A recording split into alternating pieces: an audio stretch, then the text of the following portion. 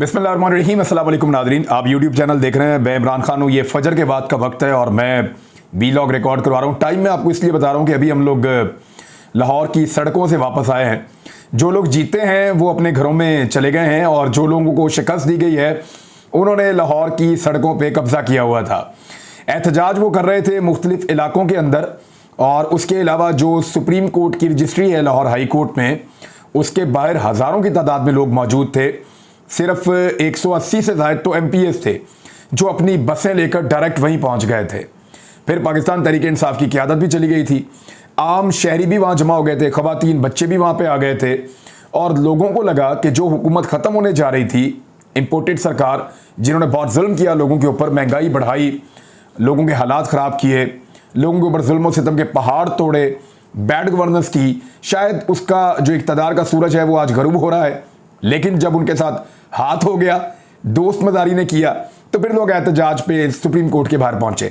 Supreme court में रात गए, लेट नाइट, जब पटिशन तैयार की पाकिस्तान तहरीक इंसाफ या परवेज़ इलाही साहब के वकला ने, तो सुप्रीम कोर्ट में लाइट्स ऑन हुई। जो लाहौर रजिस्ट्री है वहाँ पे मुझे सदीक जान ने बताया कि यहाँ जाना है, तो मैं वहाँ पे गया था और बहुत बड़ी तादाद में लोग मौजूद थे। बहुत रश था वहाँ पे और लोग वहाँ पे नारे लगा रहे थे अदालत के लिए, इंसाफ के लिए, कि आधी रात को अदालत खुलनी चाहिए। बहरहाल अदालत खुली, केस जो है वो लिया गया और केस सुबह 10 बजे के लिए लगा हुआ है। सुबह 10 बजे इस मुकदमा को सुना जाएगा जो पाकिस्तान तहरीक इंसाफ और मुस्लिम लीग काफ ने वहाँ पे जमा करवाया है। इसके कुछ बड़े मज़ेदार कानूनी नुक्ते आए हैं। जियो हामिद मीर और उनके लोगों ने कुछ प्रोपेगेंडा करने की कोशिश की और इसको शर्जील इनाम मेमन ने बहुत उठाया, क्योंकि ये प्रोपेगेंडा पीपल्स पार्टी ने उठाया था। तो मैंने आपको कई दफ़ा बताया कि हामिद मीर का पाकिस्तान पीपल्स पार्टी से ताल्लुक़ है और वो पीपल्स पार्टी के लिए हमेशा आवाज़ उठाते हैं। तो क्योंकि ये कार्रवाई जरदारी साहब ने डाली थी, तो हामिद मीर साहब ने ये कहा और वकला के साथ ये बात करते हुए कहा, अली जफ़र साहब थे गालिबन, उन्होंने कहा देखें जी, ये असद उमर का एक लेटर है 4 अप्रैल का। ये लेटर वैसे मेरे पास भी है। इस लेटर के अंदर इमरान खान साहब की जानिब से ये डायरेक्शन दी गई है कि उनकी पार्टी के लोग परवेज़ इलाही को वोट डालें, वरना वो वोट अपना ज़ाया भी ना करें और परवेज़ इलाही को डालें, वरना उनके खिलाफ कार्रवाई होगी। असद उमर साहब ने ग्रीन पेन के साथ उसके ऊपर सिग्नेचर किए हुए हैं। ये सारे क्लेम कर रहे थे कि इमरान खान साहब का ये जो लेटर है, इसकी बुनियाद के ऊपर डिफेक्शन क्लॉज लगी है पाकिस्तान तहरीक इंसाफ के 25 लोटों के ऊपर।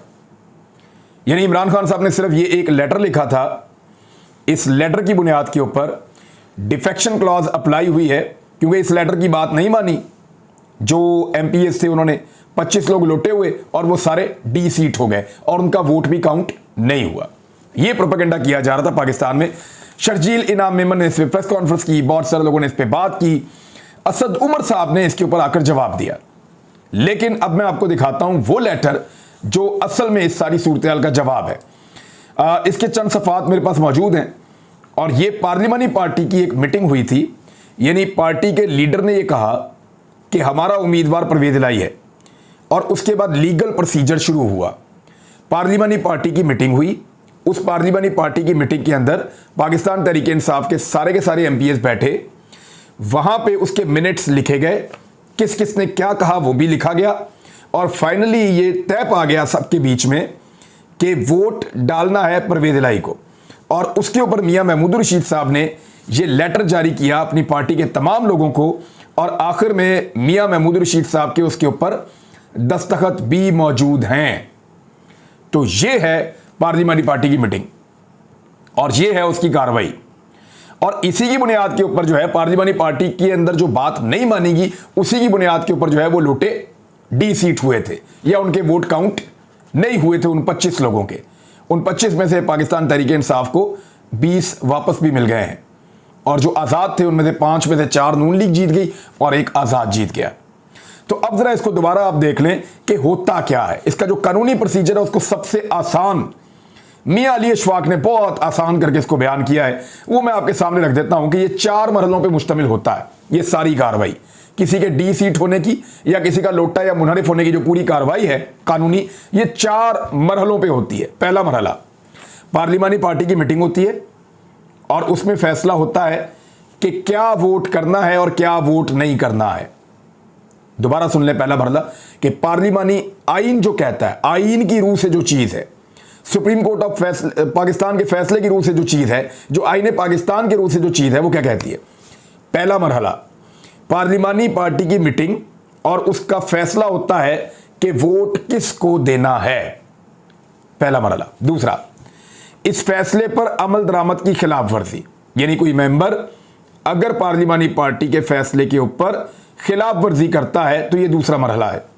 तीसरा मरहला, पार्लिमानी पार्टी के फैसले की खिलाफ वर्जी की सूरत में पार्टी का जो हेड है वो शोकाज नोटिस और मजीद कार्रवाई करता है।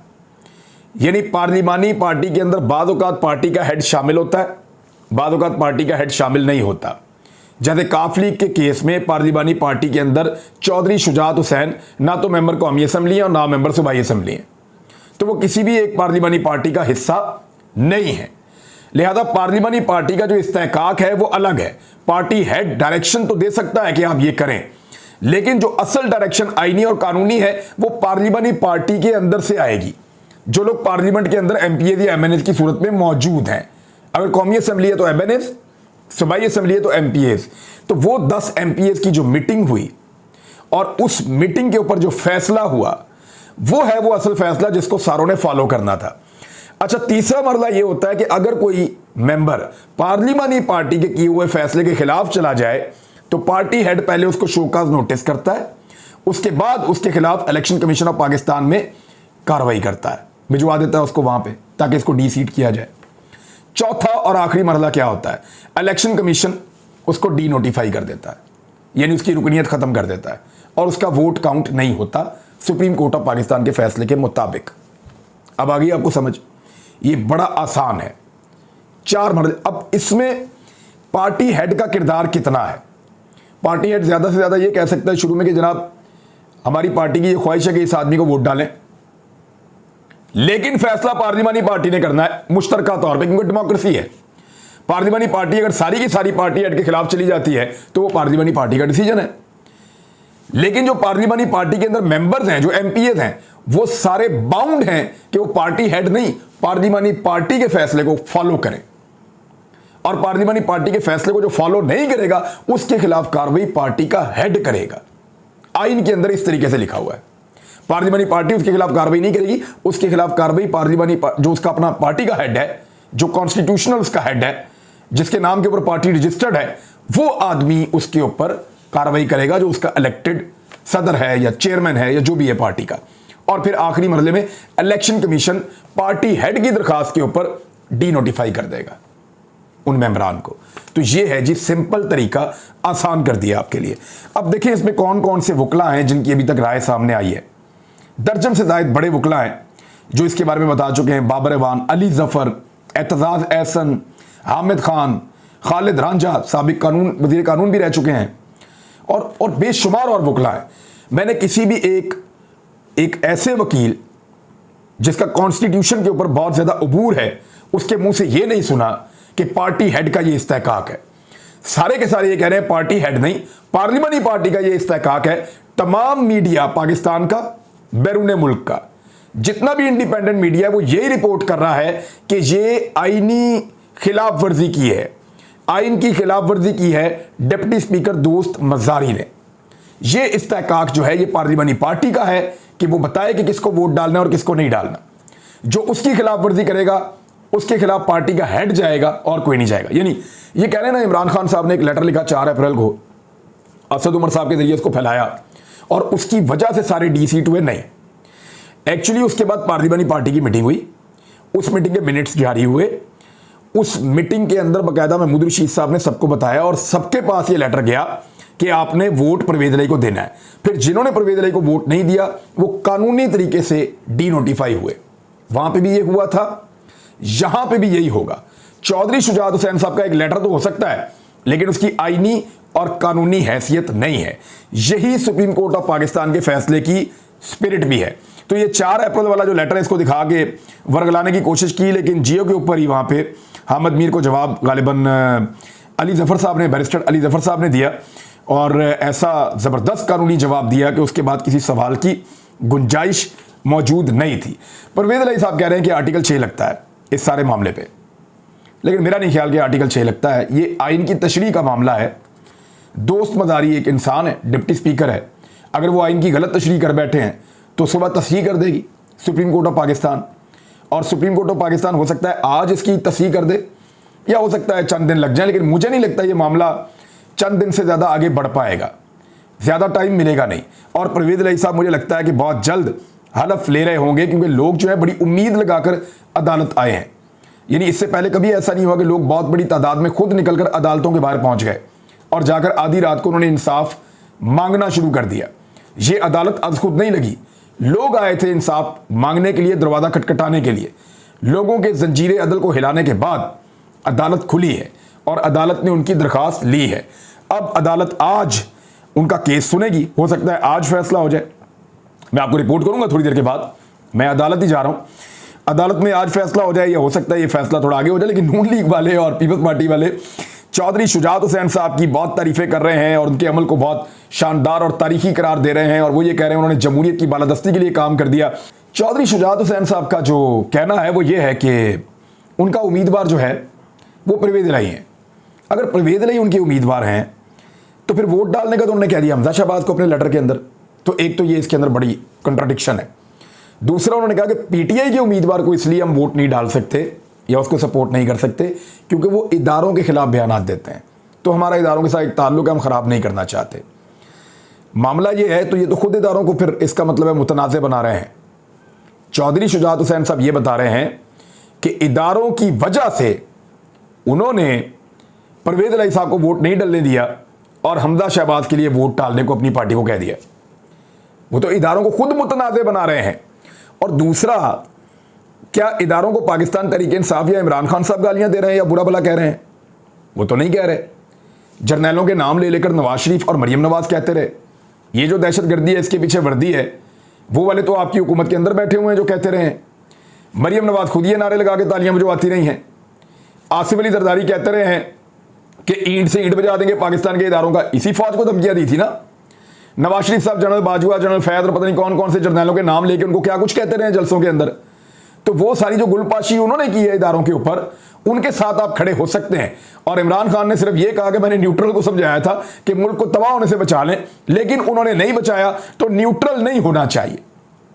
इस शिकवे के ऊपर उनको लगता है कि खिलाफ खड़े हो जाना चाहिए इमरान खान के। बहरहाल ये दोनों चीज़ें समझ नहीं आ रही। अगर तो इदारों की वजह से उन्होंने किया है, तो जितनी नून लीग ने इदारों की तस्दीक की है उतनी तो कभी किसी ने माजी में की ही नहीं है। दूसरी जानिब आसिफ अली जरदारी की तारीफें कर रही है नून लीग, और बड़े मज़ेदार स्टेटमेंट है। मैं चाहूँगा वो स्टेटमेंट आपको मैं पढ़ के सुनाऊँ। मरियम नवाज ने तो इमरान खान साहब के कहा कि चौधरी ख़ानदान में इमरान खान ने फूट डाल दी, लेकिन सारी दुनिया जानती है कि चौधरी ख़ानदान के दरवाजे पे जाकर, उनके घर में जाकर घुटनों को हाथ लगा लगा कर किसने उनके ख़ानदान के अंदर फूट डाली सबको नज़र आ रहा है। उन्होंने कहा ये शख्स जहाँ भी जाता है नौसत फैलाता है। चौधरी शुजात साहब ने दबाव के बावजूद उसूली फैसला किया और अपनी इज्जत और तौकीर में इजाफा किया। अच्छा, इसमें कासिम उसूली कह रहे हैं कि ये रन ऑफ इलेक्शन था और इस रन ऑफ इलेक्शन में परवेज़ इलाही जीत चुके हैं। बैरिस्टर एतजाज़ एहसन का ये मौक़िफ़ है जो उन्होंने बयान किया है।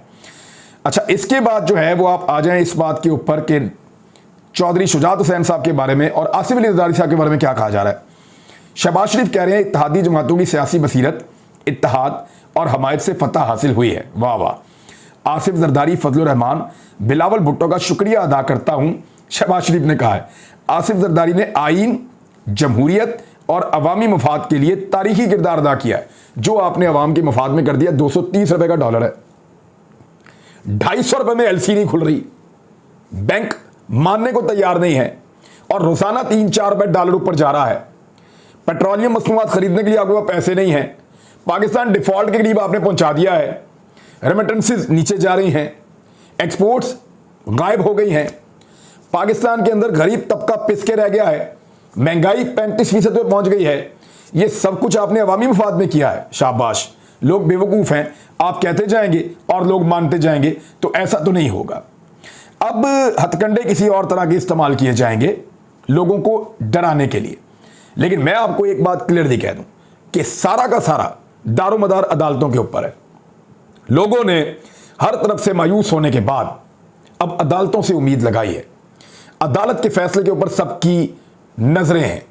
सब ये देख रहे हैं कि क्या अदालतें उनको इंसाफ देंगी, क्योंकि आखिरी ऑप्शन उनके पास अदालतों का है। इसके बाद वो सिर्फ अल्लाह के आगे फरियाद कर सकते हैं, या पाकिस्तान को श्रीलंका खुदा न खास्ता बनने से फिर कौन बचाएगा। इमरान खान साहब खुद कह चुके हैं कि मैं लोगों को नहीं रोक पाऊंगा। आप पाकिस्तान को किस तरफ धकेलना चाहते हैं?